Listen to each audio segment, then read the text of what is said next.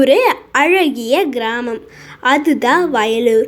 அங்கே ஒரு பெரிய அரச மரம் கீழே ஒரு வயசான பாட்டி உட்காந்துக்கின்னு நிறைய வடை சுடுவாங்களாம். அவங்க சுடுற வடை ரொம்ப ருசியாகவும் இருக்குமா. அதை அடிச்சுக்க இந்த ஊரில் யாருமே இல்லை. நிறைய சின்ன குழந்தைங்களுக்கெல்லாம் அவங்க இலவசமாகவே தருவாங்களாம். சில வாட்டி பெரிய பணக்காரங்களுக்கெல்லாம் காசு கொடுத்து அந்த வடையை தருவாங்களாம்.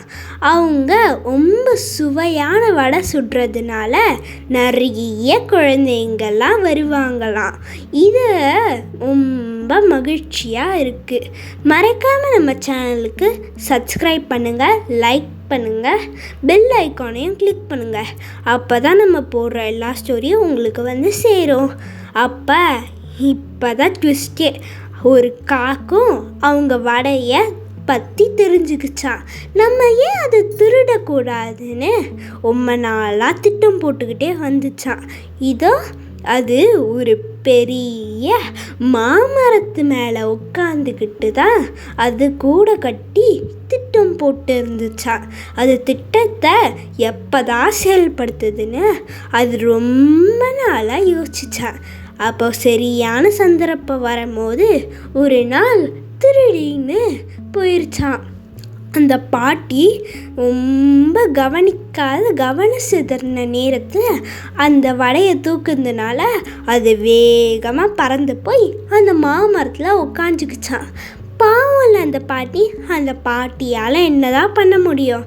அந்த காக்கா அது வடையை அது பக்கத்துலேயே பத்திரமா வச்சுக்கிச்சான்.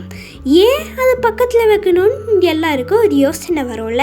அதுக்கு குட்டி காகமும் இருக்கும்ல, அதுக்கு தரலான்னு எப்போதுமே பகிர்ந்துதான் அது கும்பலோட சாப்பிடுமா. இதை ஒரு நாள் ஒரு நரி தெரிஞ்சுக்கிச்சான். அப்போ அந்த நரிக்கும் அதை சாப்பிடணும்னு ஆசை வந்துருச்சான். அதுவும் ஒரு திட்டமிட்டுச்சான். இந்த காக்காவை நம்ம ஏன் பாட சொல்லக்கூடாது? அது பாடும்போது அந்த வடை கீழே விழும்ல, அதனால அதே மாதிரி சொல்லி அந்த காக்கா வாயிலேருந்து வடையும் கீழே விழுந்துருச்சான்.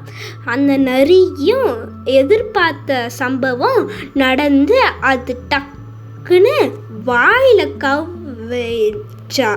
அப்போ அந்த காக்கா நினச்சிச்சான், அச்சச்சோ இவன் நம்மளை ஏமாத்திட்டானே, என்ன பண்ணுறது? அச்சச்சோ அவன் வேற ஓடுறானேன்னு சொல்கிறதுக்குள்ள அந்த நரி வேகமாக ஓடிக்கிட்டே இருந்துச்சான்.